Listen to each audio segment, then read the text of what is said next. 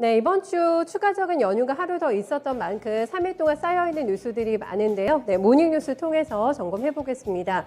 먼저 자동차주를 움직일 만한 뉴스가 나왔는데요. 현대차, 기아의 전기차가 유럽 주요 국가에서 판매 상위권에 오른 것으로 확인이 됐습니다. 기아는 지난달에 니로 전기차를 앞세워서 전기차 판매 1위 브랜드에 올랐습니다. 기아는 7월에 스웨덴에서 612대의 전기차를 판매하게 되면서 시장 점유율 24.1% 기록했고요. 폭스바겐과 아우디를 제친 것으로 집계가 됐습니다. 독일에서는 현대차가 7월 한 달 동안에만 2,372대의 전기차를 판매했고요. 폭스바겐에 이어서 2위에 올랐습니다. 현대차의 전기차 유럽 시장 점유율은 9.3%에 달하고 있습니다. 네, 다음은 두산 중공업과 관련된 뉴스 보겠는데요. 영국에서 1,800억 원대의 수처리 사업을 수주한 것으로 공시를 했습니다. 영국의 자회사 두산 앰퓨어가 템즈워터사로부터 길퍼드 하수처리장 이전 프로젝트를 수주했다고 밝힌 건데요. 두산 앰퓨어는 영국 밤 누탈사와 컨소시엄을 구성을 해서 주 계약자로 사업에 참여를 하게 됩니다. 총 사업비는 1,800억 원 규모로 알려져 있고요. 두산 앰퓨어는 총괄 엔지니어링과 기자재 구매와 설치, 그리고 시운전을 담당하게 됩니다. 완공은 2026년 말 예정이라고 밝혔습니다. 네, 다음은 포스코와 관련된 뉴스입니다. 국내 최초로 해외에서 그린본드 교환 사채를 발행을 했습니다. 이를 통해서 약 1조 6천억 원 규모의 자금을 조달해서 앞으로 친환경 사업 쪽에 투자할 계획이라고 함께 밝혔습니다. 지금까지 국내 기업이 자사주를 활용해서 발행한 교환 사채 중에서는 최대 금액이라고 볼 수가 있겠고요.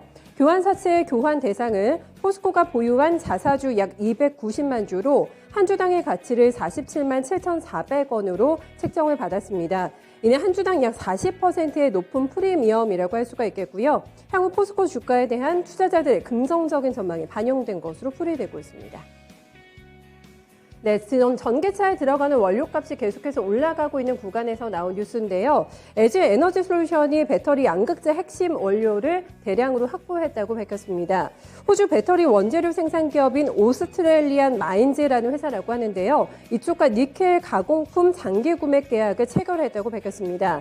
이번 계약에는 2024년 하반기부터 6년 동안 니켈 7만 1,000톤, 코발트는 7,000톤을 공급을 받게 됩니다.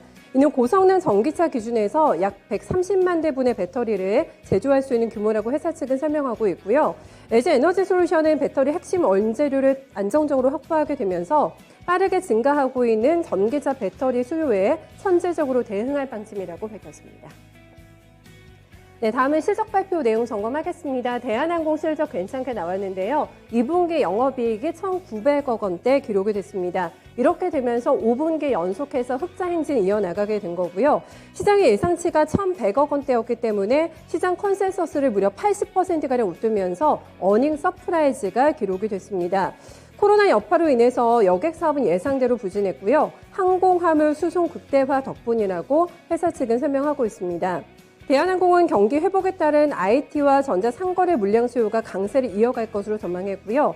이에 화물기나 화물 전용 여객기 등 가용 자원을 최대로 활용해서 수익 극대화에 계속해서 나설 방침이라고 밝혔습니다. 네, 진단키트 쪽은 어닝주니와 테마주니 여전히 의견이 분분한데요. 시즌의 실적이 예상보다 좋지는 못했습니다. 2분기 영업이익이 1,442억 원 기록하게 되면서 전년 대비해서는 14.7% 감소했습니다. 4분기를 보면 2,500억 원대가 나왔고요. 지난 1분기는 1,900억 원대가 기록이 됐기 때문에 1분기 대비해서도 500억 원 정도가 감소한 수치라고 볼 수가 있겠습니다. R&D를 확대를 했고 우수인력 확충 등으로 비용이 많이 들어가게 되면서 예상보다는 실적이 저조했다고 회사 측은 설명하고 있습니다. 시즌은 신규 시장을 확대하고 진단키트 이외에 매출 증가가 더해지게 되면서 하반기에는 실적을 조금 더 끌어올릴 계획이라고 함께 밝혔습니다. 네, 이렇게 해서 오늘 시장에 영향을 미칠 만한 뉴스들 정리해봤습니다.